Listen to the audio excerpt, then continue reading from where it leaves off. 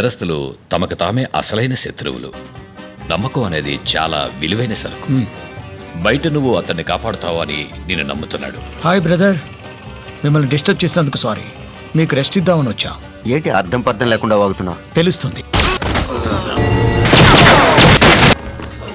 ఈ పనితో పాటు వచ్చే మర్యాదలంటే నాకు చాలా ఇష్టం. ఈ పనిలో నీకు దొరికేది మర్యాద కాదు. నేను మిమ్మల్ని వేటాడతాను. నిలబెట్టుకోలేని ప్రామిసులు చేయొద్దు, ఓకే? నీ బిజినెస్లోకి తొంగి చూడటం నాకు ఇష్టం లేదు. కానీ ఒకటి గుర్తుంచుకో, గేబ్ నీకోసమే పనిచేసేవాడు కాదు. భార్యను చంపారు, వాళ్ళని ఇక వదిలేదే లేదు. బహుశా ఈ డబ్బంతా ఎక్కడి నుంచి వచ్చిందో మీ భార్యకు ఎప్పటికీ తెలియదేమో. మీరు ఆమెకిచ్చిన మాటని నిలబెట్టుకోవచ్చు. అసూయ